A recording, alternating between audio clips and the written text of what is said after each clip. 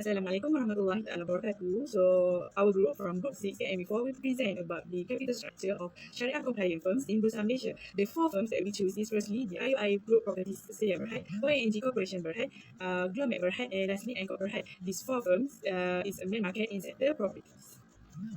My name is Aina Natasya with ZAIMI, my matrix number 1190853. So today I will be presenting about the introduction. Capital structure refers to the mix of firms' long-term capital, which consists of combination of equity and debt. Capital structure is a permanent type of funding that supports the company growth and related assets. So the capital structure of the firms is measured using the debt ratio.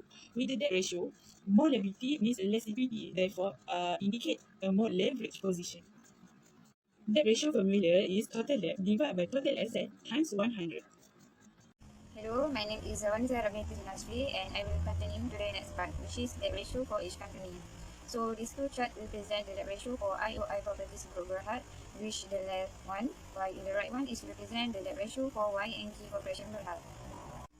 Furthermore, these two more chart represent the debt ratio for Plum and Berhad, which is the green one, and the yellow one is represent the debt ratio for Angkor Berhad. Okay, this is the chart for average debt ratio for each company. As we can see, Angkor Berhad has the highest debt ratio compared to the other three firms.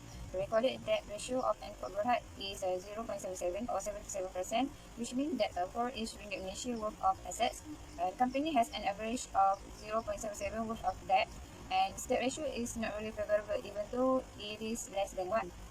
This debt ratio is considered a high debt ratio because to achieve a reasonable debt ratio, the value should not exceed 50%. As Angkor Berhad has a relatively high debt ratio, the company should be looking at equity financing to grow their operations. This is because if creditors begin to seek a debt payback, the situation may become more risky. Furthermore, regardless of economic profitability, interest on a debt must be paid. Too much debt may jeopardize the overall operation if cash flow becomes flat. So this could expose Angkor Berhad to the risk of being unable to service their own debt and may be forced to sell off assets or declare bankruptcy. Therefore, Angkor Berhad is also advised to manage their debt more efficiently to avoid the company going bankrupt due to not being able to repay all the debts.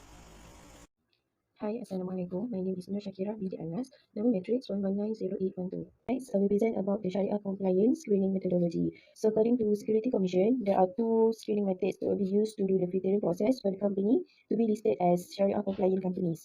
So, there are two-tier quantitative approach and another one is qualitative approach. In two-tier quantitative approach, there are two indicators that Security Commission focusing on, which are business activity and financial ratio. So for the business activity, there are two benchmarks that will be used, which are the 5% benchmark and 20% benchmark. So for the 5% benchmark, the companies cannot exceed their percentage of non-Sharia compliant activities. It is applicable for the business activities such as non-halal food and beverages, conventional banking and insurance, and another one is tobacco and liquor activities. While for 20% benchmark, the companies also cannot exceed the ratio with non-Sharia compliant activities, and it is usually applicable for business activities such as stock trading, rental from non-Sharia compliant, and other business activities that are not stated in the previous benchmark. Another indicator that Security Commission focusing on is the financial ratio. So there are two types of financial ratio, which are the debt over equity, and another one is debt over total assets. So both ratio cannot exceed the percentage, which is the 33%, to be listed as the Sharia compliant companies by Security Commission. Besides of two-tier quantitative approach, there is also a method called qualitative approach. This method is more focusing on the companies to bring more benefits to people and protecting their public image to avoid any issues related to their companies. So this table shows the average debt ratio for the Sharia compliant firms. So based on this table, we can see that Angkor Berhad shows the highest debt ratio, which is 0.78 or 78%, and it exceeds the benchmark for the debt ratio issued by Security Commission, which is 33%. So we can see that Angkor Berhad does not comply with Sharia compliant in terms of debt ratio, but the company managed to maintain the ratio for the business activity. So it's still categorized under Sharia compliant firms. Some factors that contribute to the firm's capital structure strategy is firstly size of business, form of business organization, stability of earnings, degree of competition, stage of life cycle, corporate tax, state of capital market, trend on EPP, cash flow ability of the company, and lastly, flexibility. So that's all from our group. Thank you.